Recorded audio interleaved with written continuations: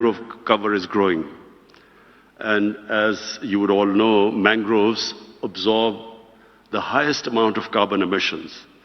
So we plan to plant 1 billion more mangrove trees by 2023. We're also expanding our wilderness. During the COVID crisis, we have increased our national parks by 50%. In the process, we have also provided green jobs, jobs that are related to improving our environment. 85,000 jobs we've produced, and by the next year, they should go up to 200,000. And finally, we have come up with a way of restoring our wetlands, recharging the water level, the aquifer.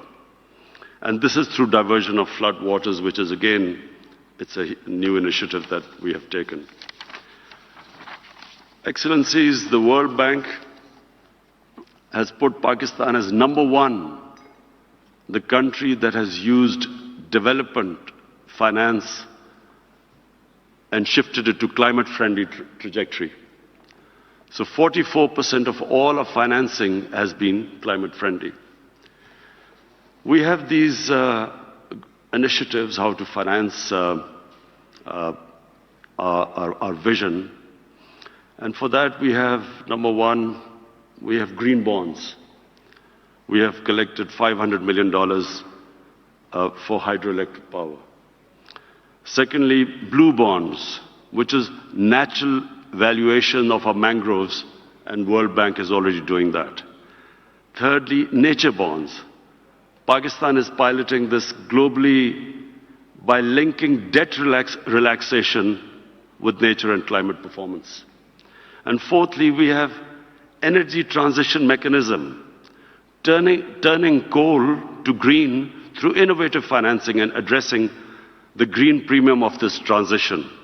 Pakistan is again piloting this for clean transition of existing coal infrastructure. Finally, Prince Mohammed, again, I want to thank you that you've invited us here. The humanity faces probably one of the biggest crises. Unfortunately, this crisis was quite visible 20 years ago. But somehow we were all in self-denial. No one thought that this would actually happen, that actually the temperature was getting warmer. No one believed that there would be effects of this. Once you alter this balance of nature, there were always going to be implications, but no one thought there would be any implications. But just in the last 2 years, what we have seen, fires in Siberia, in California, in the Mediterranean, unprecedented, Australia. And then we have these flooding, unprecedented floodings. We in Pakistan face, and not just Pakistan, all along the whole humanity living on the base of the Himalayas and the Karakoram, which depend on their water, on the river waters from the glaciers. All of us face this stark reality that the glaciers are melting at a fast pace. And in years to come, unless we do something drastically, we will run out of water. Our rivers will not have water to feed our population. And this is not just in Pakistan, it is going to affect India. And on the other side, on the northern side of the mountain range, it's going to affect Tajikistan, Kyrgyzstan, Kazakhstan, all the countries that depend upon the glacier waters. So thank you for holding this great initiative. I want to thank you for inviting me.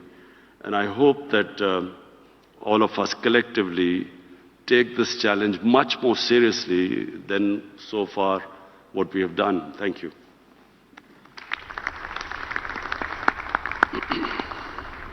Shukran.